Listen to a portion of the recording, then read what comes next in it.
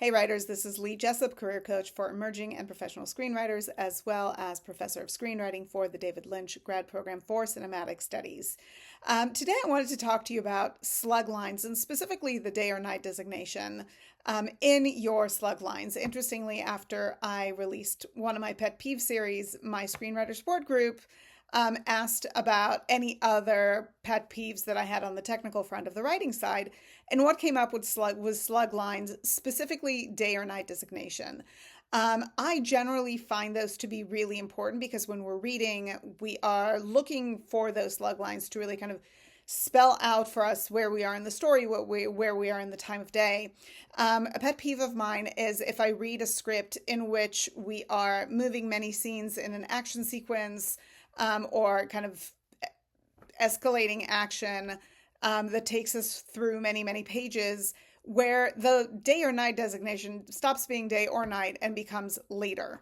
I'm okay with having a designation once or twice that is later, but I find that if there are many, many pages and many, many slug lines in which it's always later, I lose some of my understanding of where we are day, night, what has happened in terms of where we are in the story, day or night, etc., etc. So I implore you guys to use later sparingly, to give us day or night. I know some people like to get creative, dusk, dawn, afternoon, gloaming. I generally, those don't bother me. Some people find them to be pretentious. What does bother me is that later designation, especially if it's scene after scene after scene after scene, because I'm going to assume that it's later, right? We read scripts traditionally chronologically. If it's not, that should be designated through our slug lines as well, if it's a flashback or a flash forward.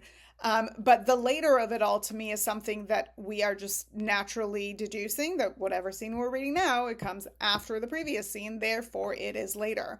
And the day-night mark allows us to continue to visualize the scene as you need us to, rather than going, hold on, where was it? Where, was it day? Was it night? 10, 5, 17 pages ago? So I do encourage you to give us day or night, or if you want to get fancy with dusk, dawn, gloaming, afternoon, twilight, whatever it is. But be sparing with those because people do find them pretentious, but allow us to kind of continue with our read rather than have to stop and ask ourselves, hold on, is this still a daytime scene? Is this a nighttime scene? I think we were in the middle of the night 10 pages ago. Wouldn't it be morning already? So yeah, help us out in the read. Much appreciated. Look out for the next video to this. It's going to follow this, which is going to be continued or not to be continued. You'll figure it out when you get there. I promise it's going to make more sense when you see that video. Thank you for watching. Don't forget to subscribe to my channel and hopefully we will connect soon. Bye.